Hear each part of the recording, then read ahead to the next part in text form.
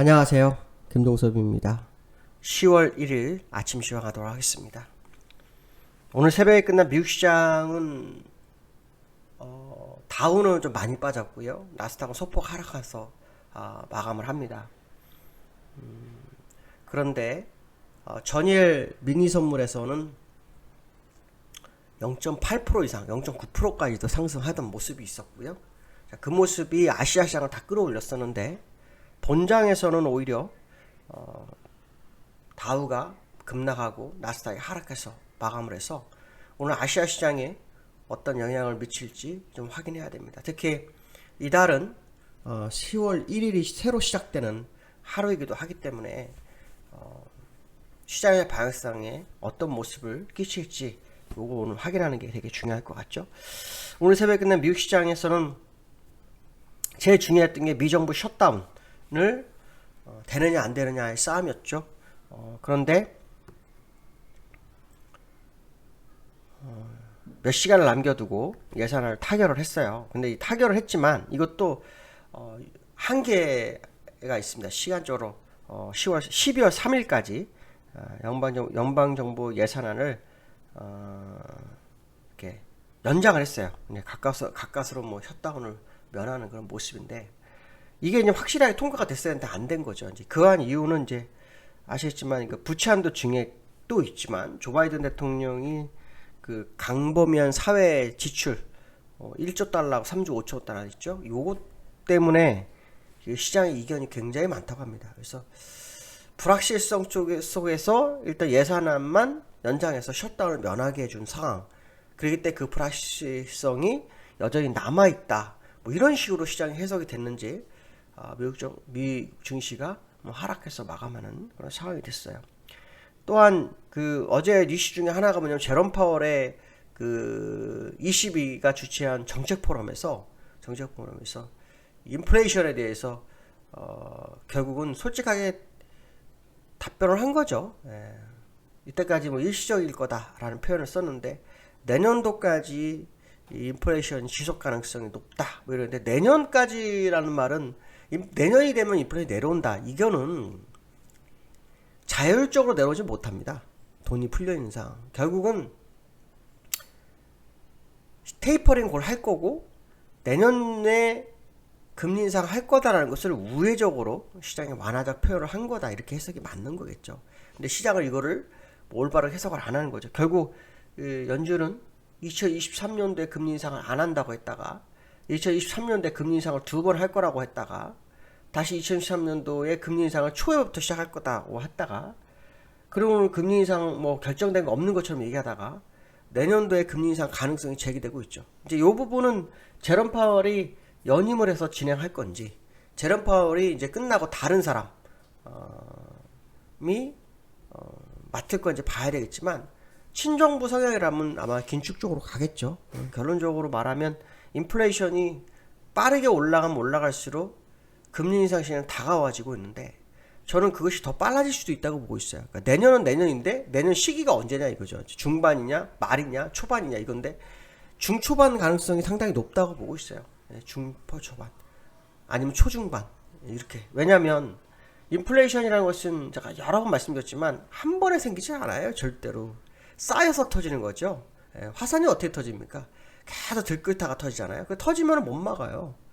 인플레이션이 10년 동안 2%가 안 되던 것을 2% 맞춰서 금리 인상하고 테이퍼링을 했었단 말이에요.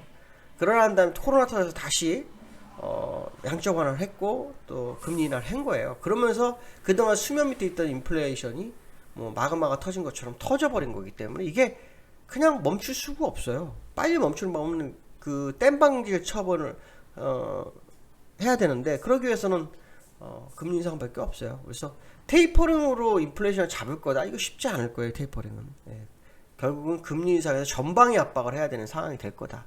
그렇다 그러면 테이퍼링과 동시에 진행될 수도 있어요. 그러니까 테이퍼링 15회를 하고 한 몇 번 하다가 그 몇 번 하는 과정 속에서 금리 인상이 시장의 발목을 잡을 수도 있어요. 그래서 연준이 왜 이렇게 어리석게 행동하나라는 생각이 굉장히 많이 들어요.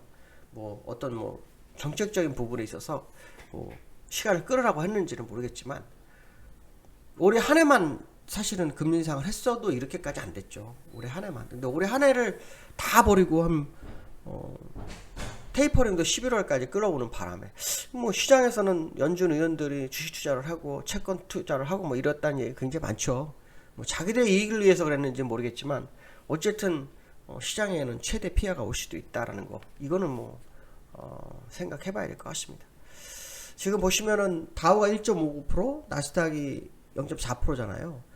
차트를 좀 보시면 다우가 어저께 그 장 초반에는요 0.4%, 5% 정도 상승을 했었어요. 그러고 난 다음에 끝으로는 마이너스 1.59%로 끝나면서 장대 연보로 끝났죠. 그래서 얼마 전 저점까지 다 와버리는 상황이 됐고, 주봉상으로는 지난주에 양봉의 아랫꼬리 이 부분을 메워주면서 끝나는 상황이 됐고요.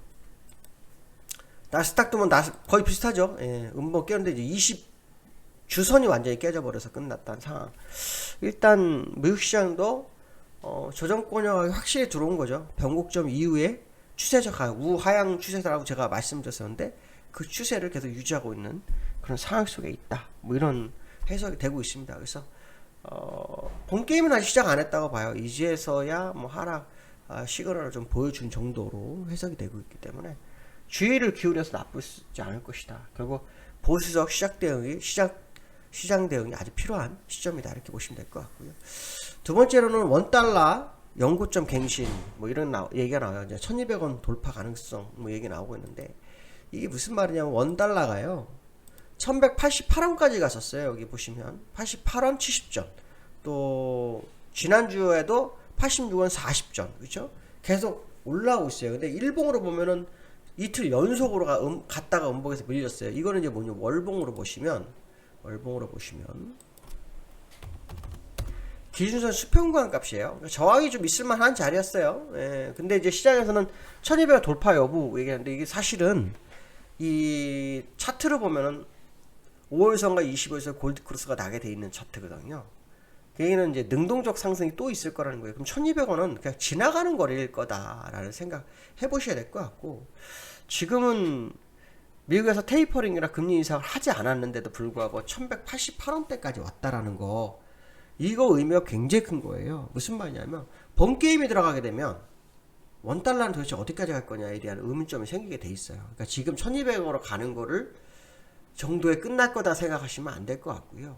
제법 많이 갈 거라는 생각을 하면서 어떤 뭐 포지션을 구축해 나가는 게 좋겠죠. 네, 그렇지 않다면 실수가 날 수 있습니다. 실수가 날 수 있고요. 뭐 기준 수평관에서 뭐 저항을 말해서 더 돌파를 못했으니까 더 못 갈 거다, 뭐 이런 생각 하시면 큰일 나는 자리다. 상당히 좀 주의가 필요한 상황이다, 이렇게 보시면 맞을 것 같습니다.